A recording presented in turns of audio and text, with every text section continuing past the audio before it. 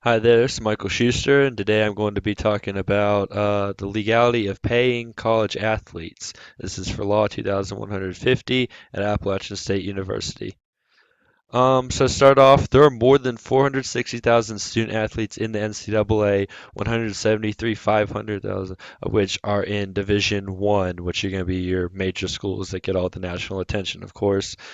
53% of those in Division One receive some type of athletic aid, and they compete in 23 sports every year. Here at Appalachian, we have more than 450 student athletes.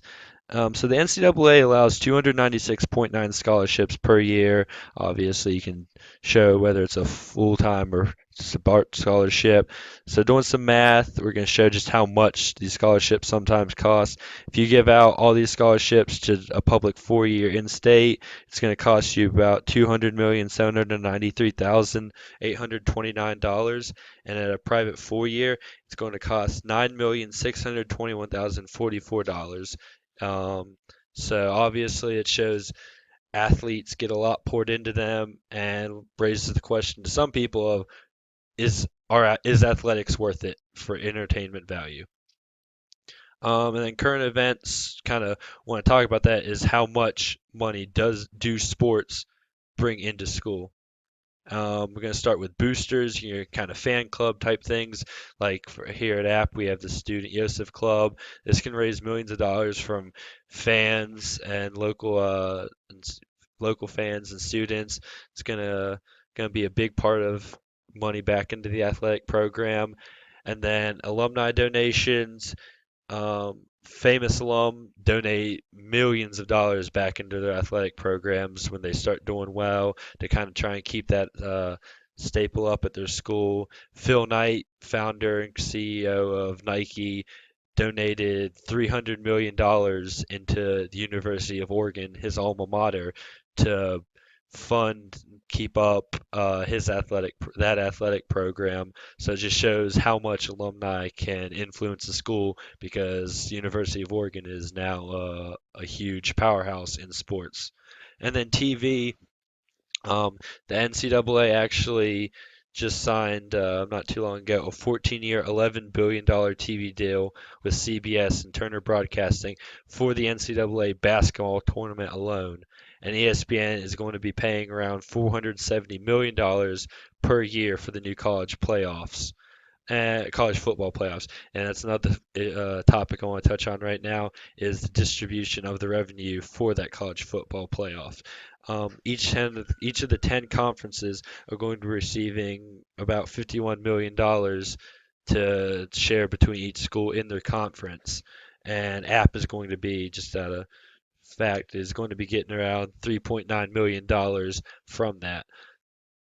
Um, There's also the issue of the O'Banion versus NCAA legal case. It's the first time this issue has been on the legal side. It's an antitrust issue. Ed O'Banion, former UCLA star, for the basketball team, sued the NCAA saying that they were using athletes' names, images, and likenesses to make a lot of money and weren't giving any of it back to the students. So he sued them, and just not too long ago, the Ninth U.S. Circuit Court of Appeals upheld the lower court's ruling in O'Banion's favor, saying that the NCAA did violate antitrust laws by doing that. And then at Northwestern University, the football team actually attempted to unionize. They wanted, protection from uh, concussions and injuries, and just like any union, really just wanted protection, you know, from their bosses, which are technically the NCAA. Getting into the legal issues of this, athletes at college are by definition amateurs. They don't get paid. So, are they actually allowed to get paid is a really, really good question. The second you pay them, they become an NBA or an NFL player and are considered professionals. So, whether they actually can be paid or not was always the first question when this issue started. Also, the NCAA is considered non-profit. So can they actually pay the students? It becomes feeling of players, you know, putting dedication and work into that, and if the NCAA can't really pay them, you know, where does this lead us to? And also under the current model of the NCAA, putting these athletes as student athletes, this avoids worker compensation and liability for them because they're not really employees or anything, and players they put themselves at risk for entertainment.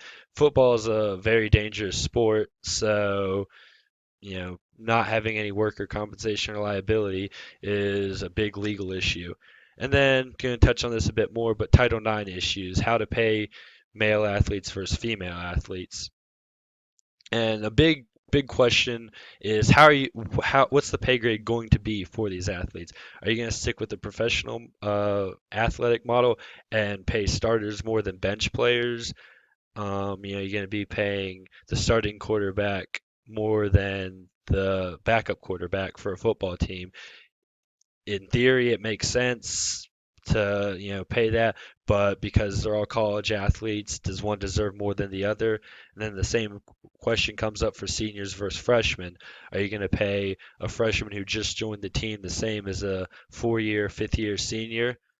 And then back to Title IX, men versus women. How are you going to pay male athletes more than female athletes, even if they're putting the same time and dedication to their respective sport? Because obviously discriminating against women is against Title IX.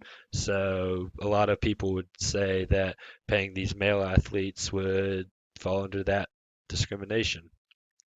And then these scholarships that these athletes are getting, they may be full scholarships or part scholarships, but that doesn't cover anything outside of school. That's not going to cover luxury expenses. Luxury expenses like how are they going to afford to have a car up at college? How are they going to afford to have fun outside of class? So NCAA kind of says, oh, we'll get a job. They end up putting 30 plus hours at least in a week into these jobs. It's pretty much a full-time job. And games and travel are going to take up a lot of your weekends, so you're not going to have time to work on the weekends. It just feels like the NCAA strung them out to dry by saying, get a job. And then the harsh reality is you can only pay certain sports. Certain sports like football and basketball are the revenue making sports. That's where all your money comes from. Um, you're not going to be making the same from volleyball, golf. It's just a harsh reality. So you can't. How are you going to be able to pay a golfer the same as a starting quarterback for your profit-making football team? And then what pay for play model works best? The courts also just struck down the idea of paying college athletes around $5,000 annually. There's also the thought that just pay for their meals, and there hasn't been a strong candidate for the best pay to play model. And then also it gets down to recruiting athletes is then affected. Recruiting athletes is a big thing in college football and basketball. And when you start when you start setting a pay grade for these athletes, you don't really recruit them through saying which school's the best. You start recruiting them through, oh, we can offer you the most money. And that just personally to me takes away from sports. It becomes a money thing. And this is going to make the disparity between large and small schools increase, most likely, because obviously large schools like Alabama are going to be able to pay their players a lot more money than what we would hear at App State. So you're going to start seeing the large schools grow even larger. They're going to be able to buy the best teams, and it's going to be worse. And then video games and other media, commercials. How is that going to be played into? Do they deserve to be paid for that by the schools too? How's the NCAA going to pay schools for that? And should companies like EA Sports that make these video games pay student athletes because they are using them in these video games? Do athletes deserve to be paid morally? They probably do.